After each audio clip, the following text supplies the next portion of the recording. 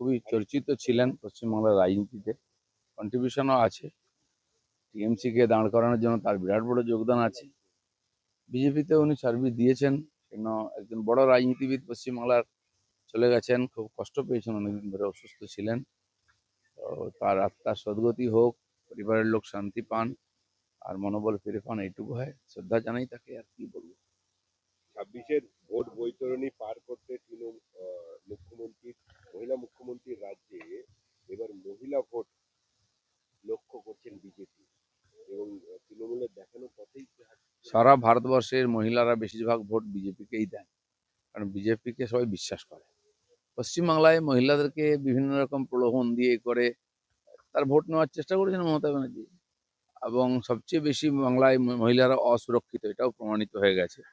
সেজন্য টাকা তো সব সরকারি সবাই দেয়, নিতে আপত্তি নেই, ভোট দিন ভবিষ্যতের কথা ভেবে। সুপ্রিম কোর্টের নির্দেশ মতো আজ থেকে বিচার বিভাগের তদারকিতে শুরু হচ্ছে এসআইআর কাজ।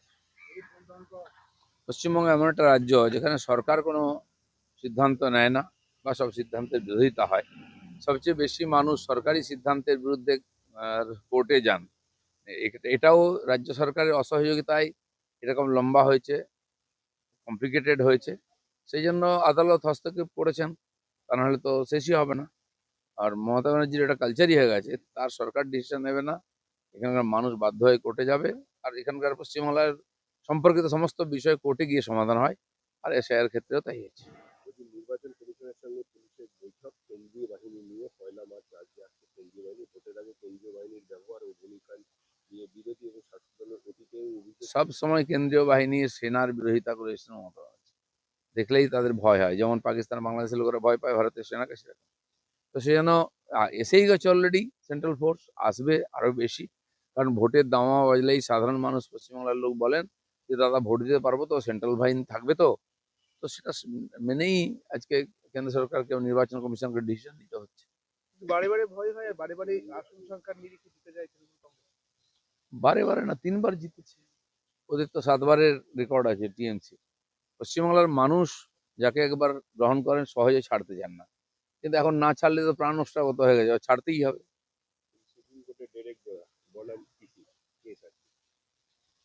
ঠিক আছে, কেস তো বললাম না, পশ্চিমবাংলার সমস্ত কিছু গিয়ে একদম কোর্টের সমাধান হয়, এরকম চলতেই থাকবে। আর ওনারা ভাবছেন কোর্টে নিয়ে গেছেন মানে ঝুলে থাকবে আর ইলেকশনই করতে দেবো না, আরো 5 বছর চলবে, এটা হবে না। মুকুল রায়ের সাথে তো আপনি একাধিকবার কথা বলেছেন, এমন কোনো কথা যেটা না, মুকুল রায় এসেছিলেন আমাদের পার্টিতে, পার্টি যখন সমৃদ্ধ হয়েছিল তখন এসেছিলেন। তার যোগদান আছে পার্টির যে ফলাফলেতে, তার মতো অভিজ্ঞ নেতাকে আমরা পেয়েছিলাম, কিন্তু আবার তিনি সরকার হওয়ার আগেই চলে গেলেন।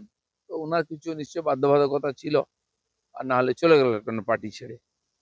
সেই জন্য বাস উনি টিএমসিতে শেষ জীবনটা কাটিয়েছেন, কংগ্রেস থেকে বোধহয় রাজনীতি শুরু করেছেন, আমি জানি না আর কোন কোন পার্টিতে ছিলেন।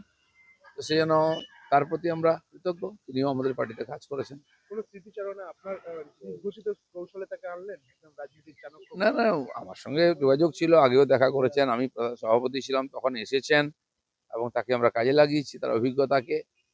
আর আমার কোনো সমস্যা হয় না ওনাকে নিয়ে, আমরা তাকে সহযোগী হিসাবে, উপদেষ্টা হিসেবে কাজে লাগিয়েছি আমাদের সঙ্গে। দেখা যাক, সব তো শেষ হয়ে গেছে, দেখার কি আছে। চলো।